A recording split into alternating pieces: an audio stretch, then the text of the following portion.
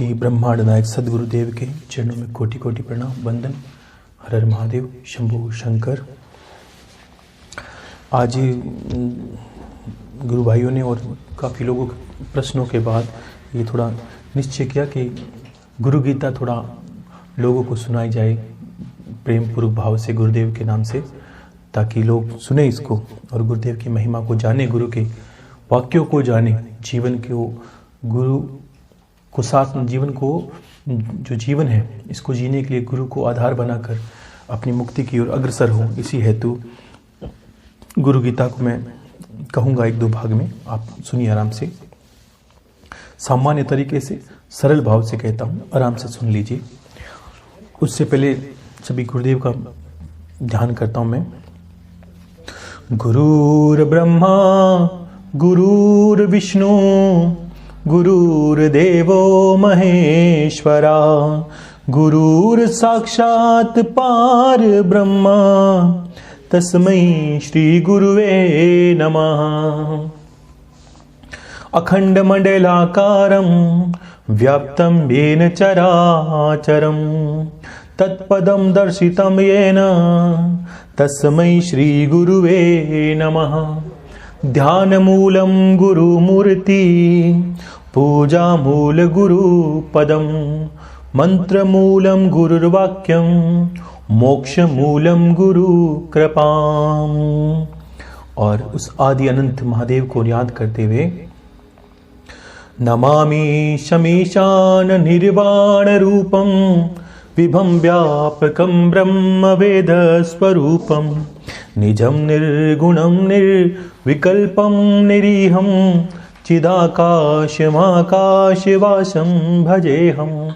निराकार ओंकार मूलं तुरीयं गिरा ज्ञान गोतीतमीशं गिरीशं करालं महाकाल कालं कृपालं गुणागार संसार पारं नतोऽहं तुषाराद शंकाशि गौरं गंभीरं मनोभूत कोटि प्रभाश्री शरीरं स्फुरन्मूल कल्लोल नीचारु गंगा लसद भाल बालेन्दु कंठे भुजंगा चलत कुंडलं भूषु नेत्रं विशालं प्रसन्नाननं नीलकंठं दयालं मृगाधीश चर्मांबरं मुंडमालं प्रियं शंकरं सर्वनाथं भजामि। कलातीत कल्याण कल्पांतकारी सदा सचिदानंद दाता पुरारी चिदानंद संदोह मोहापहारी प्रसीद प्रसीद प्रदुमन्मधारी। कहते हैं कि देवों के सबसे जो गुरु का जो उपदेश है, जो गुरु की व्याख्या है, महादेव ने माता पार्वती से कही। और ये गुप्त विषय मैंने पहले ही कहा था कि संसार में गोपनीय जिसको बोला है वो गुरु ही है, जो गोपनीय है संसार में, बाकी तो सब उजागर ही है। तो इसी हेतु जो महादेव और उमा महेश्वर संवाद की जो गुरु गीता है वो मैं आपको कहूँगा। उससे पहले सभी अंतर में गुरुदेव का ध्यान करता हूँ। ओम परम तत्वाय रामदेवाय गुम गुरुभ्यो नमः। ओम परम तत्वाय दत्तात्रेयाय गुम गुरुभ्यो नमः। ओम परम तत्वाय गणेशनाथाय गुम गुरुभ्यो नमः। ओमकारे आदिनाथ उदयनाथ पार्वती सत्यनाथ ब्रह्मा संतोषनाथ विष्णु अचल अचंभेनाथ गजबेली गजकंथेड़ीनाथ ज्ञान पार की चौरंगीनाथ माया रूप मच्छंद्रनाथ जति रूप है गोरक्षनाथ। सभी गुरुओं को कोटि कोटि प्रणाम करता हूँ। हे महादेव, आपका जो संवाद है माता के साथ, वो संवाद मैं सभी को सुना रहा हूँ। सभी के हृदय में तू ही वास करने वाला है और तू ही मेरे मुख से कहने वाला है। यही भावना रख के मैं गुरु गीता आप सभी को सुना रहा हूँ। सुनिए आप। कहते हैं जो ब्रह्मा अचिंतनीय अव्यक्त और तीनों गुणों से रहित है। अब इसको ये समझिए कि किस ब्रह्म को बोला है जो तीनों गुणों से रहित है। क्या सत रज और तम इन तीनों गुणों से रहित ब्रह्मा, उसको बोला है। त्रिगुणात्मक है और समस्त जगत का अधिष्ठान रूप है, उस ब्रह्मा को मैं नमस्कार करता हूं। यानी जिस संसार को ब्रह्म ने रचा है, ईश्वर भी उसमें शामिल है, त्रिदेव भी उसमें शामिल है, उस पर ब्रह्म को प्रणाम किया है जो तीनों गुणों से, सत्य, रज और तम तीनों गुणों से अव्यक्त है, अलग है। ऋषियों ने कहा, हे महाज्ञानी, हे वेदांगों के निष्ठान प्यारे सूत जी, सर्व पापों का नाश करने वाले गुरु का स्वरूप हमें सुनाओ। अब ये देखिए सूत जी क्या है। ये सूत जी वेद व्यास जी के शिष्य हैं, जो सूत जाति से थे, और उनके ज्ञान को देखकर वेद व्यास जी ने उनको अपना शिष्य धारण किया। इसलिए सूत जी शब्द लगता है तो आपको उनको पता होना चाहिए कि ये वेद व्यास जी के शिष्य हैं। तो सभी ऋषियों ने उन्हीं से आग्रह किया कि आप उस महान गुणगान और गुरु का स्वरूप सुनाओ जो अनंत है, अव्यक्त है, उस गुरु स्वरूप को हमें बताओ, जिसको सुनने मात्र से मनुष्य दुख से विमुक्त हो जाता है। दुख से क्या कि जब गुरु का स्मरण आता है तो सत्य में इंसान को सुख दुख से परे का अनुभव होने लगता है। अपने गति को धीरे धीरे वो स्वतः ही रास्ते पाने लगता है, उससे पता चलने लगता है कि इस संसार से परे भी कुछ है और मेरी आत्म कल्याण के रास्ता भी मुझे अग्रसर करना है। ये गुरु ज्ञान देता है, तो जिसको सुनने मात्र से मनुष्य के दुख से विमुक्त हो जाता है। जिन उपायों से मुनियों ने सर्वज्ञता प्राप्त की, जिनको प्राप्त करके मनुष्य फिर से संसार बंधन में बंधता नहीं है, यानी जिस गुरु का गुणगान करने से, गुरु के वचनों को मानने से और गुरु के अनुसार बताए इष्ट की सेवा भक्ति करने से इंसान समस्त संसार के बंधनों से मुक्त हो जाता है। और ऐसे परम तत्व का कथन कहिए। अब देखिए तत्वदर्शी सब है, ये परम तत्व को बताया है कि गुरु कितना परम तत्व है। तो सुनिए, जो तत्व परम रहस्य में है और श्रेष्ठ है और सारभूत है। देखो संसार में कोई सार नहीं है और एक गुरु को ही सारभूत का, जिसमें सार है संसार का। विशेषकर जो गुरु गीता है वे आपकी कृपा से हम सुनना चाहते हैं। प्यारे सूत जी, वे सब हमें सुनाइए। अब ऋषियों ने कितना वर्णन किया है संतों का, ऋषि गुरु तत्व का वर्णन किया है और सूत जी से आग्रह किया है कि आप उस गुरु गीता को हमें आप सुनाने की कृपा करें। इस प्रकार प्यारे और बार बार प्रार्थना करने पर सूत जी बहुत ही प्रसन्न हुए, क्योंकि देखो गुरु तत्व को प्रसन्न करना बहुत जरूरी है। और वो कब होता है? जब आपके अंदर ईश्वर के गुण आते हैं। अब गुरु को आप बोलते हैं ना कि गुरुदेव को गुरु को प्रसन्न करने के लिए सबसे पहले आपको गुरु के रास्ते पर अग्रसर होना पड़ता है, गुरु के कथन को मानना पड़ता है, गुरु के ज्ञान को जीवन में धारण करना पड़ता है। ये गुरु की प्रसन्नता का कारण है। तो कहा, सूत जी ने कहा, हे सर्व मुनियों, अब सुनिए आप, हे सर्व मुनियों, संसार रूपी रोगों का नाश करने वाली और मात्र स्वरूपिणी माता के सम्मान ध्यान रखने वाली गुरु गीता को मैं कहता हूं, आप अत्यंत श्रद्धा और प्रसन्नता से इसे सुनिए। क्या कहते हैं, कितनी माता के स्वरूप में, क्या कि इसलिए मैंने 2 ग्रंथों को जीवन में सर्वेसर्वा अपने अनुसार अपने चित्त में और गुरु को कृपा को देखते हुए अपने जीवन में जो गुरुदेव की कृपा हुई उसको देखते हुए, जो महादेव ने ज्ञान दिया या महादेव ने कृपा की उसको देखते हुए मैंने 2 ग्रंथों को बड़ा महत्व दिया है। इस 2 ग्रंथों से भी आपका कल्याण निश्चित है, एक गीता और एक गुरु गीता। इन 2 का अध्ययन करने, श्रवण करने और इनमें श्रद्धा रखने से भी इंसान का कल्याण होने लगता है। कहा है, प्राचीन काल में, अब सूत जी कहते हैं सभी ऋषि मुनियों को, प्राचीन काल में सिद्धों और गंधर्वों के आवास रूप कैलाश पर्वत के शिखर पर कल्प वृक्ष के फूलों से बने अत्यंत सुंदर मंदिर में मुनियों के बीच व्याघ्रचर्म पर बैठे हुए शुक आदि मुनियों द्वारा वंदन किए जाने वाले और परम तत्व का बोध देते हुए भगवान शंकर को बार बार नमस्कार करके और देखकर अतिशय नम्र मुख वाली पार्वती माता ने आश्चर्यचकित होकर पूछा। अब भगवान क्या कर रहे हैं, ये क्या कहना चाहते हैं कि महादेव स्वयं उस सभी मुनियों को जो गुरु तत्व में है उनको प्रणाम कर रहे हैं। कहां बैठे हुए? कि व्याघ्रचर्म पे बैठे कैलाश का वर्णन किया है और उस दिशा में प्रणाम कर रहे हैं, अंतर में प्रणाम करते हैं उन मुनियों को, उन गुरु तत्व को प्रणाम करते हैं, साक्षात महादेव। अब देखो इसमें आपका भ्रम ये मिटता है इंसानों का कि कुछ लोग बोलते हैं कि शिव को गुरु बनाया जाए, किसी देव को गुरु बनाया जाए, और महादेव जी स्वयं क्या करते हैं, आप देखा कि वो स्वयं गुरु तत्व को प्रणाम करते हैं। तो उनको देखकर माता पार्वती आश्चर्यचकित हुई। क्यों हुई? कि जो साक्षात महादेव हैं वो किन्हें प्रणाम कर रहे हैं। तो फिर ये सब भाव माता के अंदर उठा और माता ने प्रसन्न किया। अब देखो, ध्यान रखना, आगम और निगम के जितने भी ग्रंथ हैं उसमें 80% जो आगम के ग्रंथ हैं उनमें माता पार्वती हमारा प्रतिनिधित्व करती है और शिव से पूछती है। और आपको लगेगा कि माता के जो प्रश्न हैं वो एक सामान्य इंसान के प्रश्न होते हैं, ये ध्यान रखना। तब पार्वती ने कहा, हे ओमकार अर्थ स्वरूप और देवों के देव, श्रेष्ठों में श्रेष्ठ, हे जगत गुरु, आपको प्रणाम हो। देव, दानव और मानव सब आपको भक्ति पूर्वक प्रणाम करते हैं। माता का संशय ये हो गया था कि भगवान शंकर किसको प्रणाम करते हैं? तीनों देव और जिनको पूरा चराचर जगत जीव जंतु तक जिनको स्मरण करता है और जिनका यजन भजन करता है, वो स्वयं किसको प्रणाम कर रहे हैं? ये माता का संशय हुआ। तो आपको ब्रह्मा, विष्णु, इंद्र आदि सभी के नमस्कार योग्य हैं। आप तो खुद ही, सभी देवता आपको नमस्कार करने के योग्य हैं, आप स्वयं खुद। और ऐसे नमस्कार के आश्चर्य होने पर भी आप किसको नमस्कार कर रहे हैं?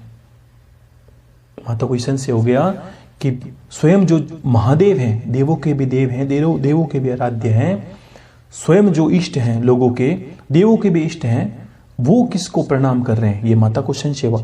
एक सामान्य इंसान को भी ये संशय हो जाता है कि महादेव इतने बड़े, वो किनको प्रणाम करते हैं जी? तो फिर हे भगवान, हे सर्व धर्मों के ज्ञाता, हे शंभो, शंभो का अर्थ है जो स्वयं प्रकट होने वाला, जिसको प्रकट करने का कोई आधार नहीं है, जो स्वयं प्रकट हो सकता है, उसको बोलते हैं स्वयं भू।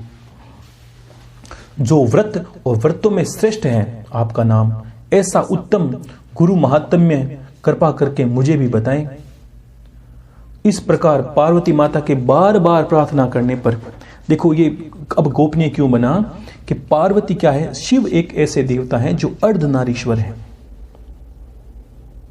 अन्यथा ये विषय गोपनीय है। ऐसा नहीं कि हर किसी को बताया जाए, ऐसा नहीं कि पत्नी को सुना दिया जाए। गुरुमुखी के सामने ही गुरु गीता का वर्णन करना चाहिए। और जो गुरु के जानने वाला हो, जिनके गुरु हो और जो गुरु तत्व के जानने को उत्सुक हो, उसके सामने ही गुरु गीता का अध्ययन इंसान को करना चाहिए। लेकिन पार्वती माता ने इतना वर्णन किया, तब उनसे भी बार बार प्रार्थना करनी पड़ी, तब तक महादेव बोले नहीं। और पार्वती माता को जवाब में भी क्या दिया, ये सुनिए आप। उन्होंने कहा, श्री महादेव जी ने कहा, हे देवी, ये तत्व रहस्यों का भी रहस्य है। अब जो एक तो रहस्य होता है, और महादेव स्वयं कहते हैं जो रहस्यों का भी रहस्य है, इसलिए कहना उचित ही नहीं है, सत्य नहीं है कि मैं हर किसी को ये सामने वर्णन कर दूं कि पार्वती गुरु गीता जैसा भी कोई शब्द है, गुरु तत्व जैसा भी कोई तत्व है इंसान के। तो फिर महादेव कहते हैं, पहले किसी से भी आज तक मैंने कहा नहीं है, फिर भी तुम्हारी भक्ति और रहस्य, तुम्हारी भक्ति और भाव देखकर इस रहस्य को कहता हूं, क्योंकि तुम मेरा ही अंग हो। अंग क्यों? कि शिव अर्धनारीश्वर है। तुम्हें कहना मैंने खुद को कहने के बराबर है, इसलिए मैं तुम्हें कहता हूं। हे देवी, तुम मेरा ही स्वरूप हो, इसलिए रहस्य तुझको मैं कह देता हूं। तुम्हारा यह प्रश्न लोक कल्याण का कारक है। देखो, ईश्वर वही कार्य करता है। अब देखो, अगर इसमें कोई विषय आता कि हे माता, कोई तंत्र के बारे में पूछती, लोगों के नाश करने के बारे में पूछती, तो शिव कभी नहीं कहते। ईश्वर और गुरु तत्व पर आसीन इंसान को कभी भी जो जिसमें जगत का कल्याण नहीं हो, उस वाक्य को कभी नहीं कहना चाहिए, चाहे वो जानता भी हो।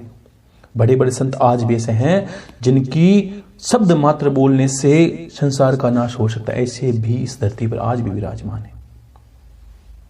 लेकिन जगत कल्याण के लिए जितना जरूरत है उतना ही उनको बोलना चाहिए। हर किसी का भविष्य जानने का अर्थ ये नहीं होता है कि हर किसी के कुंडली देखता, हर किसी के हाथों को देखता फिर वो इंसान, ऐसा भी नहीं करना चाहिए। और जो कहते हैं, मैंने कहा मत ना इनको बोलना, इस तरह मत ना होता आपको कि जगत कल्याण का शब्द नहीं होता है, तब ना तो ईश्वर उसमें राजी होता है, अगर मैं कल्याण के विषय पर नहीं बोलूंगा तो ना तो मेरे बोलने में वो आएंगे, ना मेरी बात को आगे तक जाने देंगे, और ना ही लोगों का इसमें कल्याण, क्योंकि कल्याण होना चाहिए लोगों का। ऐसी बातों को बोलना चाहिए पीठ पर बैठ पे गुरु तत्व को धारण करके ईश्वर को साक्षी मानकर, जिसमें जगत का कल्याण हो, स्वयं का नहीं जगत का कल्याण। ऐसी बातों को बोलना चाहिए। इसलिए महादेव कहते हैं क्योंकि तुम्हारे इस प्रश्न में लोगों का कल्याण है, ऐसा प्रश्न पहले कभी किसी ने किया नहीं है पार्वती, इसलिए मैं तुमको कहता हूं, जिसको इधर से उत्तम, जिसको ईश्वर से भी उत्तम भक्ति हो, ठीक है, और जैसी ईश्वर में भक्ति हो वैसी ही गुरु में भक्ति हो, ऐसे महात्मा को ही यहां कही हुई बात समझ में आएगी। अब इस बात को अच्छे समझ लीजिए कि जिसको ईश्वर में भक्ति हो, जिसकी ईश्वर में प्रीत हो, और जिसको ईश्वर और गुरु में दोनों में भेदभाव ना दिखता हो, जिसको लग जाए अंदर में कि गुरु ही ईश्वर है और ईश्वर ही गुरु है, तब तक इनके जीवन में ज्ञान ठहरता नहीं। ऐसे लोगों के, इंसानों के बीच में महादेव कितनी विस्तार से कहते हैं कि ऐसी ईश्वर में भक्ति हो वैसी ही गुरु में भक्ति हो। जब तक उसके मस्तिष्क में यह फेर आता है कि ईश्वर अलग है और गुरु अलग है, तब तक उसके जीवन में ज्ञान कभी ठहरता नहीं है। कोई देवता उसका यजन कीर्तन भजन जप दान तप जितना भी हो उसका अस्वीकार ही करते हैं। और भजनों में मैंने कहा था कि गुरु बिना माला फेरता और गुरु बिना देता दान, गुरु बिना सब निष्फल गया और बूझो वेद पुराण। यानी आज तक हमने जितना यजन कीर्तन किया वो गुरुदेव फलित नहीं हुआ, नहीं, बिल्कुल नहीं हुआ। देव दृष्टि में वो अमान्य है। इसलिए महादेव स्वयं कहते हैं, वो सुनिए आप, ऐसे महात्माओं को ही यही ज्ञान समझ में आएगी। भाई ऐसे जो गुरु और ईश्वर में भेद नहीं रखने वाले हैं उनको ही गुरु गीता समझ में आती है। जो गुरु है वही शिव है और जो शिव है वही गुरु है। दोनों में अंतर मानता है, ये गुरु पत्नी गमन के बराबर पाप करने वाला है।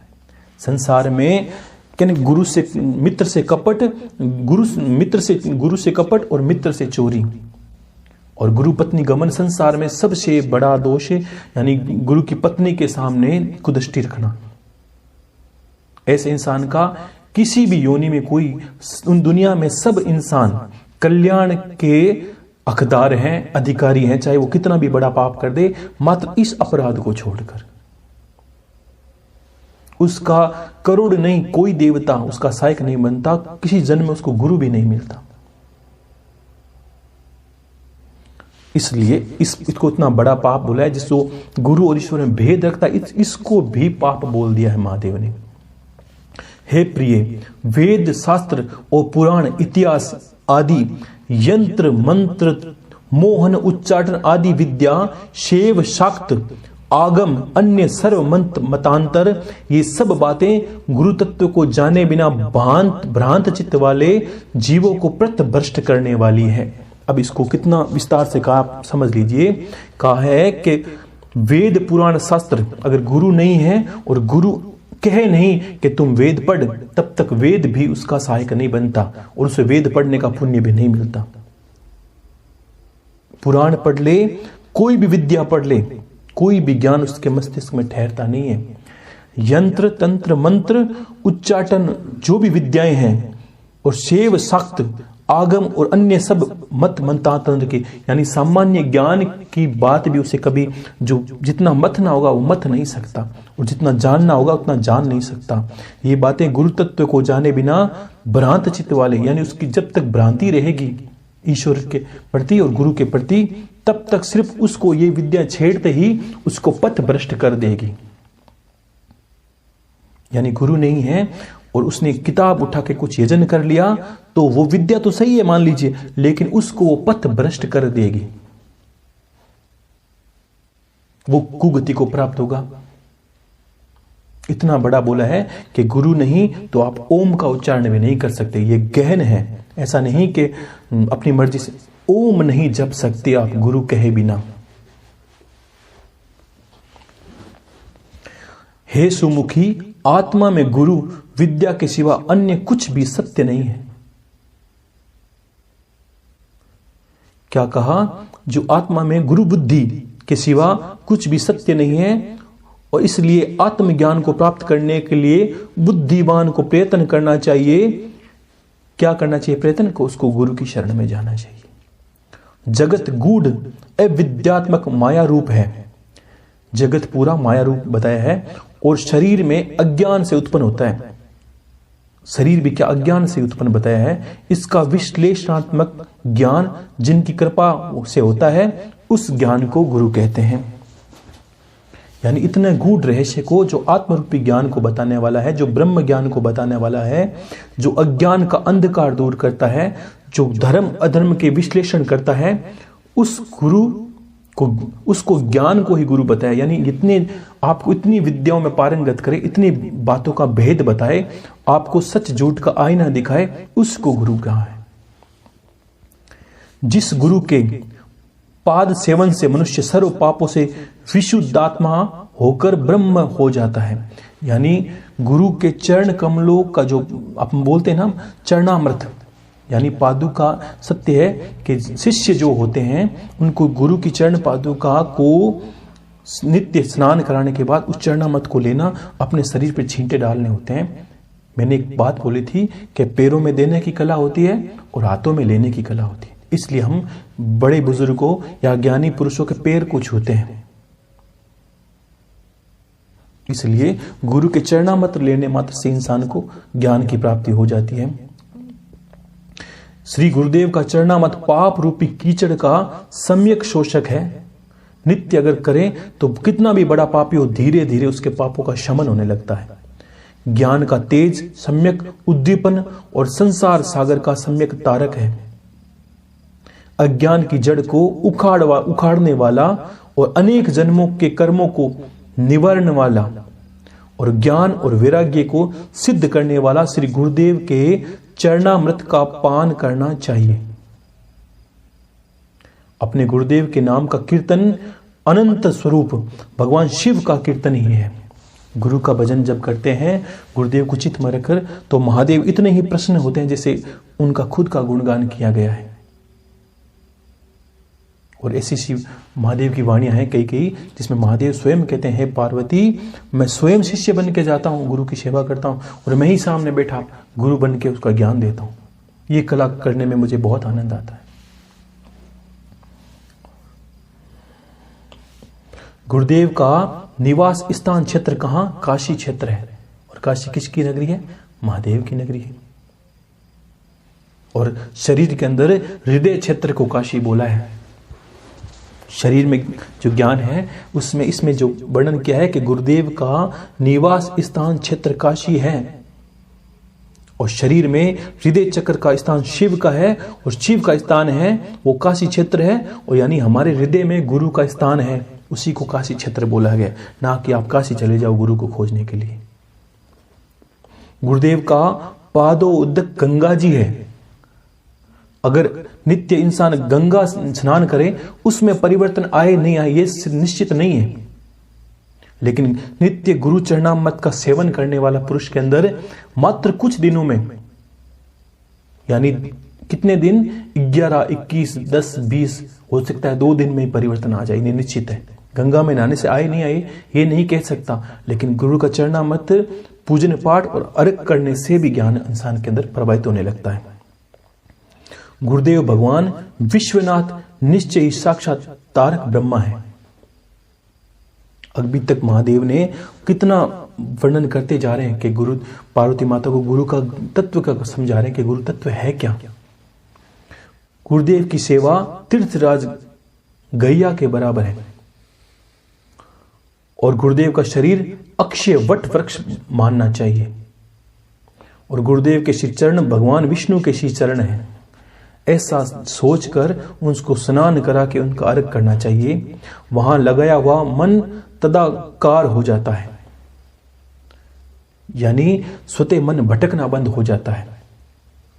इसी संसार में मैंने अनुभव की वो बातें बताता हूं कि कोई भी देवता, कोई भी स्वयं शिव ही क्यों नहीं हो, वो आपकी बुद्धि को विचलित होने से जल्दी से नहीं रोक सकते। लेकिन आप अनुभव करोगे कि 1 साल शिव की भक्ति और 1 महीना गुरु की भक्ति, गुरु तत्व की भक्ति करते हुए ही इंसान की चंचलता समाप्त होने लगती है और स्वतः ही एक अनजान इंसान सीधा सीधा धीरे धीरे गुरु मंत्र को पढ़ता जाए, गुरु के कहे अनुसार करता जाए, तो उसे लगेगा कि जो ज्ञान उसने संसार में कहीं नहीं पाया वो मात्र परिवर्तन उसके 1-2 महीने, 4 महीने, साल भर में आ गया, जो 20 साल में नहीं आया। ये गुरु की महत्ता। ब्रह्मा श्री गुरुदेव के मुखारबिंद और चरणामत में स्थित है और वहां ब्रह्मा अपनी कृपा को प्राप्त हो जाता है। इसलिए जिस प्रकार स्वेच्छाधारी स्त्री अपने प्रेमी पुरुष का सदा चिंतन करती है, उसी प्रकार सदैव गुरुदेव का ध्यान करते रहना चाहिए। अपने आश्रम, जाति, कीर्ति, पालन पोषण ये सब छोड़कर गुरुदेव का सम्यक आश्रय लेना चाहिए। यानी जो दुनिया के अंदर जो ज्ञान आप खोजने की तलाश में है, उन सब चीजों को आधार को गुरु को बना दीजिए। अगर पत्थर को भी इंसान गुरु मानकर बुरी तरह से अगर भक्ति करनी शुरू कर दे तो उसमें से ज्ञान प्रवाहित होने लगता है। एकलव्य जी इसका जीता जागता उदाहरण है। जितनी भक्ति पराकाष्ठ होगी वहां भी ज्ञान मिलेगा, ऐसा नहीं। ये इसलिए मैंने पहले ही बोल दिया था, ऐसा नहीं कि गुरु की तलाश में भटकने जाए। स्त्रियां जाती है फिर गलत कार्य, मान लीजिए कुछ गलत हो उनके साथ तो भी गलत है। अगर भक्ति पराकाष्ठा की हुई तो एकलव्य की बातें आप घर पे कर सकते हैं। शब्द तो सुन ही रहे हैं आप, इसलिए भक्ति पराकाष्ठा की होनी चाहिए आपकी। विद्या गुरुदेव के मुख में निवास करती है और गुरुदेव की भक्ति से प्राप्त होती है। ये बात तीनों लोकों में देव, ऋषि, पितृ, मानवों द्वारा स्पष्ट कही हुई है। और ऐसे से लोग हैं कि विद्या को ढूंढने जाते हैं, गुप्त विद्याओं का ज्ञान पता करते हैं। गु शब्द का अर्थ है अंधकार और रू शब्द का अर्थ है प्रकाश। अज्ञान को नष्ट करने वाले ब्रह्म रूप प्रकाश के वे गुरु हैं, इसमें कोई संशय नहीं है। गु का अंधकार, उसको दूर करने वाला रुकार और अज्ञान रूपी अंधकार को नष्ट करने के कारण ही वो गुरु कहलाते हैं। गुकार से गुणातीत यानी गुणों में श्रेष्ठ, रुकार से रूपातीत और गुण और रूप पर होने के कारण वो ही गुरु कहलाते हैं। गु शब्द का प्रथम अक्षर गु माया आदि गुणों का प्रकाशक है और दूसरा अक्षर रूकारा माया की भ्रांति से मुक्ति देने वाला पर ब्रह्म है। गुरु सर्व सुति रूप श्रेष्ठ रत्नों में सुशोभित चरण कमल वाले वेदांत के अर्थ के प्रवक्ता, इसलिए गुरुदेव की पूजा करनी चाहिए। कहते हैं जिनके स्मरण मात्र से ज्ञान अपने आप प्रकट होने लगता है और वे ही सर्व संपदा रूप हैं, अतः श्री गुरुदेव की पूजा करनी चाहिए। कहते हैं महादेव कितनी गहरी बात कहते हैं कि जिनको याद करने से स्वतः बुद्धि आ जाती है। कुछ लोगों ने बीच में प्रश्न किए थे गुरुदेव के कोई एक निर्णय लेना हो, कभी कभी जीवन में आती बात, तो मैंने पहले ही कहा था अंतर में गुरु को याद करना है, आप अलग नहीं होना है आपको। अगर जिस दिन आप ये मानोगे तो भी पथ भ्रष्ट हो जाओगे, गुरुदेव कहीं दूर हैं और मैं कहीं दूर हूं, तो भी आप पथ भ्रष्ट हो जाते हो, इतने दोष लगने लगते हैं। इसलिए मैं बार बार कहता हूं आपको गुरु से अलग होना ही नहीं है। गुरु कहीं रहे इसका आपका कोई वास्ता नहीं है, गुरु आपके हृदय में है, ये नित्य जानना है। और सारे कर्म इनको सोच के करते हैं तो सारी विद्याएं फलित होती है। माला करते वक्त ये विचार करना होता है गुरुदेव माला आपको करनी है, मेरी क्षमता नहीं है, मेरी तो ये भी क्षमता नहीं कि माला को उठा सकूं मैं। भजन करना कोई सहज काम नहीं है, ईश्वर की अनंत कृपा हो तब माला हाथ में आती है। और आपकी कृपा है इसलिए मैं माला पकड़ी है, मैंने आपकी कृपा है इसलिए भक्ति का रास्ता पकड़ा है। इस सोच कर गुरु को याद करके इंसान को कार्य करने होते हैं और गुरु को अपने आप से कभी अलग नहीं मानना होता है। जब तक हम देखें कि गुरु अलग है और ईश्वर अलग है तब तक भी दोष लगते हैं। और जब तक कोई भी निर्णय लेने से पहले ये लगेगा गुरुदेव का निर्णय अलग है, पूछ के लेता हूं वो क्या कहते हैं, तब तक आपके अंदर में गुरु तत्व का उजागर नहीं हुआ। संसार रूपी वृक्ष पर चढ़े हुए नरक रूपी सागर में गिरते हैं, उन सब का उद्धार करने वाले श्री गुरुदेव को कोटि कोटि नमस्कार है। क्यों? कि गुरु नहीं है। महादेव क्यों प्रणाम करते हैं गुरु तत्व को? कि गुरु नहीं तो ज्ञान नहीं, और बिना ज्ञान के संसार नरक में ही जाएगा। क्यों? कि सबको एक जीवन का आधार क्या लगता है? कि जीवन का आधार है अपनी सुरक्षा, अपना परिवार, अपनी संपत्ति, अपना अधिकार। इस 3-4 वस्तुओं के इंसान पीछे भागता है। कल्याण को जानता नहीं है, जानना चाहता नहीं है, और उसे पता भी नहीं चलेगा कि ये शरीर ही शरीर नहीं है। एक समय ऐसा आता है कि योग को प्राप्त करें, कुछ लोग बोलते हैं, तो आपको ये ध्यान होना चाहिए कि योग का विषय क्या होता है कि अपने को और शरीर को अलग अलग समझना, नित्य ऐसा चिंतन रखना कि मैं शरीर नहीं हूं, मैं तो शरीर में वास करता हूं। अपने आप को शरीर समझते हैं तब सभी दुख आपके ऊपर चढ़ जाते हैं। और अंतर में एक बार विचार करके देखिए, मैं तो शरीर नहीं हूं, मैं तो अंदर रहता हूं। आंखें देखने का कार्य करती है, लेकिन देख के अनुभव करने वाला मैं हूं, मैं अंदर बैठा हूं। ये ज्ञान को भी गुरु बताता है आपको, और ये नहीं बताता तब तक आप आत्म कल्याण पर अग्रसर नहीं हो सकते। जब विकट परिस्थिति उत्पन्न होती है तब एकमात्र परम बाधक और सर्व धर्मों को आत्मस्वरूप ऐसे श्री गुरुदेव को मेरे कोटि कोटि नमस्कार है। कहते हैं संसार रूपी अरण्य प्रवेश करने के कारण दिग्मूढ़ की स्थिति में जब कोई मार्ग नहीं दिखाई देता, चित्त भ्रमित हो जाता है, उस समय जिसने मार्ग दिखाया उस गुरुदेव को मैं कोटि कोटि नमस्कार करता हूं। कि जब मुझे ये पता नहीं होता कि मुझे संसार में मैं आया किस लिए हूं, मुझे करना क्या है और मेरा कल्याण का मार्ग क्या है, उस मार्ग को जो बताता है उस गुरुदेव को कोटि कोटि नमस्कार है। इस पृथ्वी पर त्रिविध ताप, आदि, व्याधि और उपाधि रूपी अग्नि से जलने के कारण अशांत हुए प्राणियों के लिए गुरुदेव ही एकमात्र उत्तम गंगा जी है। ऐसे श्री गुरुदेव को कोटि कोटि नमस्कार है। कहते हैं 7 समुद्र पर्यंत तक सब तीर्थों में स्नान करने में जितना फल मिलता है, वे फल श्री गुरुदेव के चरणामत के एक बिंदु के फल का 1000वां हिस्सा है। ये तो गणना भी कितनी विचित्र हो गई कि जितना तीर्थों को स्नान करने मिलता है, उतने गुरुदेव का पूजा किया हुआ जल का एक छींटा हम पे पड़ जाए, तब सोचिए सभी तीर्थों को हमने स्नान कर लिया। कहते हैं यदि शिव नाराज हो जाए तो गुरुदेव बचाने वाला है, ये याद रखना आपको कि कोई देव, इसलिए मैंने पहले बोला अगर गुरु को सच्चे मन से आप याद करते हो, गुरु तत्व को धारण करते हो, तो स्वयं आपने बोला कि गुरुदेव मुझे दोष लग जाए, देव दोष, मैंने क्या कहा, आप दोष मुक्त हो, तब आपको ये रखना है कि गुरुदेव दोष आपको समर्पित है किया। कि गुरु को अगर शिव माना है तो ये भी सोचिए विष गुरु को डाल दीजिए आप, गुरुदेव आप पीजिए, अमृत आप पीजिए, दोष गुरुदेव आप पर है, पुण्य मेरे है। लेकिन गुरु का हक भी यही, गुरु का अधिकार भी है, वो शिष्य को यही कहे कि दोष मुझ पे रख, तू अपना कार्य कर।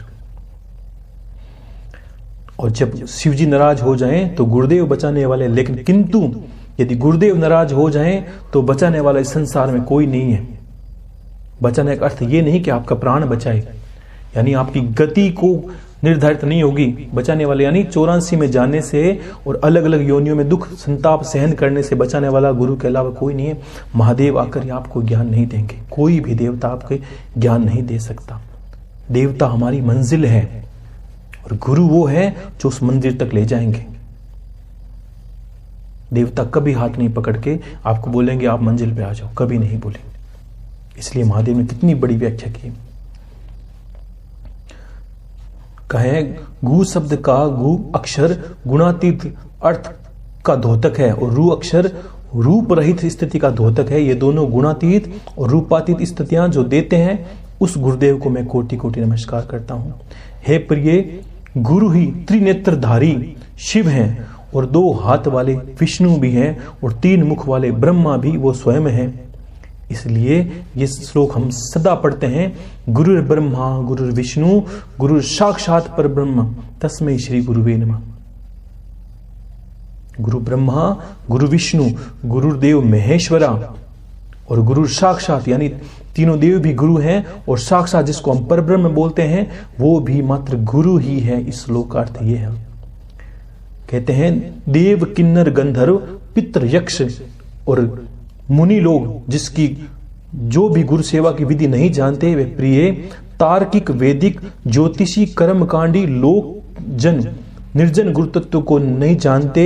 यदि गुरु तत्व को प्रमुख हो जाए, गुरु से अलग हो जाएं, यांत्रिक मुक्ति नहीं पा सकते, योगी मुक्त नहीं हो सकते और तपस्वी भी मुक्त नहीं हो सकते।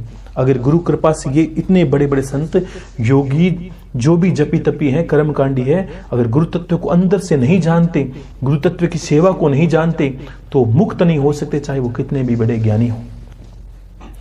गुरु की सेवा से विमुख गंधर्व, पितृ, यक्ष, चारण, ऋषि, सिद्ध और देवता आदि भी मुक्त नहीं हो सकते। स्वयं ईश्वर को भी आपने देखा, इसलिए बोला है कि तीन लोक के वो धनी गुरु आगे आसीन। यानी ईश्वर भी जब धरती पे अवतार लेता है तब उसको गुरु धारण करना पड़ता है, अन्यथा उसकी भी गति नहीं हो सकती, क्योंकि वो भी एक माया रूपी संसार में आ गए हैं। इसलिए भगवान को क्या आवश्यकता थी, लेकिन फिर भी वो गुरु ने, चाहे राम हो, चाहे कृष्ण हो, चाहे कोई भी देवता हो जिन्होंने धरती पे आए, सबको गुरु की आवश्यकता पड़ी। और उस आवश्यकता को जब तक पूरा नहीं कर लिया जाए उनकी गति निर्धारित नहीं हो सकती। तो ये गुरु गीता का प्रथम अध्याय है। इसको मैं कल दूसरा अध्याय कहूंगा, आप इसको आराम से सुने, मनन करें और हमेशा शिव को याद करते रहें, शिव की भक्ति करते रहें, या जो भी आपके इष्ट हैं भक्ति करते रहें। लेकिन गुरु तत्व को जिस दिन हमने अंदर में सत्य में धारण किया, हमारे प्रश्न खत्म हो जाएंगे, हमारा ज्ञान को जानने का जो उत्तेजना है वो खत्म हो जाएगी। हमें ऐसा लगेगा सारा ज्ञान धीरे धीरे अंदर से प्रकट हो रहा है, कहीं कुछ जाना था ही नहीं, कहीं कुछ करना था ही नहीं, कोई विषय था नहीं जो गुप्त है, कोई था ही नहीं जो हमारे पाने योग्य है, हमने तो सब पा लिया। ऐसा कुछ है ही नहीं जो पाने योग्य बचा है। सत्य बताऊं, गुरु को पाने के बाद ऐसी कोई पुस्तक नहीं है जो पाने योग्य है, ऐसी कोई ज्ञान नहीं है जो बुद्धि में आने योग्य है, और ऐसा कोई तंत्र मंत्र षड्यंत्र नहीं है जो गुरु को प्राप्त करने के बाद बच जाए। अगर बच जाता है तो ये समझना कि हम अभी तक गुरु के लायक नहीं हैं। इसलिए परमात्मा ने हमारी बुद्धि में गुरु तत्व को जागृत नहीं करने दिया। इतनी अनंत महिमा है। तो गुरु का नित्य चिंतन करें, भजन करें, कीर्तन करें, यजन करें। गुरुर्वे शरण्यम, गुरुर्वे शरण्यम, गुरुर्वे शरण्यम, गुरुर्वे शरण्यम, गुरुर्वे शरण्यम, गुरुर्वे शरण्यम, गुरुर्वे शरण्यम, गुरुर्वे शरण्यम। जय गुरुदेव। हर हर महादेव। शंभो शंकर, शंभो शंकर।